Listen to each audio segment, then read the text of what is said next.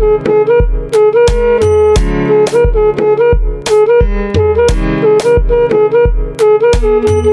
what's up guys? It's your girl Sugar Sade back again with another video. Thanks for tuning in.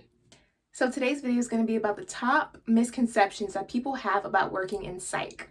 I would say the number one misconception that people have about working in psych is that it's literally a crazy madhouse. It's like people tied up and in restraining jackets everywhere, and there's just like chaos everywhere, and it's just like this big scary movie horror house type setting. And that is so not true. It is a hospital setting. There's hospital beds. It looks like a regular hospital, except the only thing is that the doors are locked. Every single door you have to get in and out with a key because, I mean, these patients are on legal holds where they're not allowed to leave. It's actually extremely safe. We don't have things around that can harm anyone because we can't. It's kind of like we have to baby-proof the whole place because these patients a lot of the time want to hurt themselves or others. So we don't have anything that can be used as a weapon just laying around. And we do not use restraining jackets anymore. That's just so old school, and it's really not practiced anymore. And we rarely do restraints. And restraints are like, when we do them, we put like a loose, not loose, but enough so they can get circulation around their wrists and their ankles. Depending on what kind of restraint, there's 2-point restraints, there's 5-point restraints, 4-point restraints, and that just depends on the situation. But we put them in the restraints and we secure them to the bed where they can still move. They're not like tied up. It's not like that at all. And when we do it, we usually don't do it for very long. Not really more than 2 hours max. Also, for them to even get in restraints, they have to really, really, really be extremely violent and just extremely a danger to themselves or others, because we have so many other steps that we do to de-escalate patients before we put them in restraints. That's a last resort. Absolutely. I've never even done it yet. Another big misconception that I get asked a lot is that when patients get those shots, when they're acting up or whatever, being dangerous or violent, do they immediately become unconscious? No, that's just in the movies. We're not giving them paralytics. What we typically give to the patients is something called a 5-2-50. In other words, it's 5 milligrams of Haldol, 2 milligrams of Ativan, and 50 milligrams of Benadryl. Haldol is an antipsychotic medication. Ativan is an anti-anxiety, and Benadryl is just to combat any of the negative symptoms that can occur when you're giving an antipsychotic like Haldol. And it also makes them drowsy. Before I forget, don't forget to like this video and subscribe. When you like this video, it really helps the algorithm and it helps my videos to get seen by more people. There's totally other shots that we give people, but that's just one of the most common ones.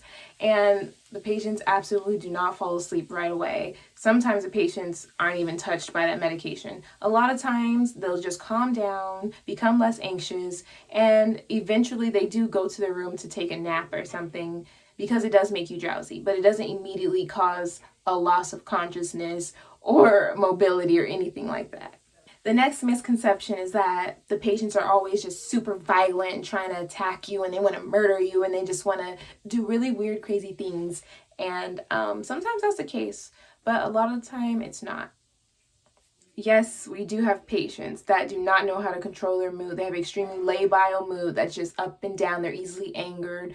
They don't know how to cope with that anger that they feel, so they may break things, or they may, buck at you, posture at you, and they may yell at you, cuss you out, throw a chair, something like that. But it's definitely not like walking into a war zone where I feel like I have to defend myself at every single second of the day and watch my every move while watch my back for someone about to stab me all the time. Like, you should always be aware, but it's not to the extent that people think. Now, where I work, they are both just regular inpatient psychiatric hospitals. And I can't really speak to like the state hospitals where people are literally there because they are criminally insane and they've done some kind of horrific act that should have landed them in jail, but because they were deemed mentally unfit or unstable, or basically they got put there instead. Now, working there might be a whole nother ballgame. I don't know about that. And I'm talking about places like Patton State Hospital, Metropolitan, state hospitals like that. Another misconception is that psych nurses don't do anything. Or what do? We do stuff. We pass medication, we do admissions, we do head-to-toe assessment, we can do blood draws, we can do everything. We just don't do anything like IVs or anything like that, because we can't have IVs on our unit because a lot of our patients are there for suicidal ideation. We just can't have IV pumps and IVs there because it's just a risk for them to injure themselves or others. A lot of the patients have like suicidal thoughts to hang themselves or to multiple things. So if we had IV poles and stuff, they could use it to hurt someone else or hurt themselves. If they had the actual IV tubing, they could hang themselves with it or strangle someone else with it. We can't be having that. It's not that we can't do it. It's just that we can't have that in this kind of environment.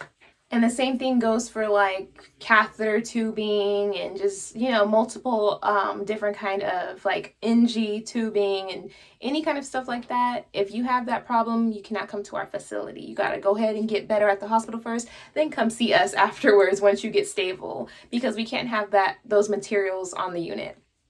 It's a safety risk. And last but not least, a lot of people think that people that work in psych are a little crazy themselves. Now I'll leave that for you to decide. No, I'm just kidding. But no, we're not. We're mentally stable for the most part. I can't speak for everyone, but we're just like normal people. And we just care about mental health, and we know we have the skills to deal with that. What's normal anyways? But thanks for tuning into this video. I hope that it was helpful. I hope that it was entertaining. I hope you guys got some insight from this. Anyways, see you next time. Thanks for tuning in. Bye. Don't forget to like and subscribe. Leave a comment down below what your biggest misconception about psych was, and some things that you've heard and some fears that you may have. I'm interested to see what you guys think.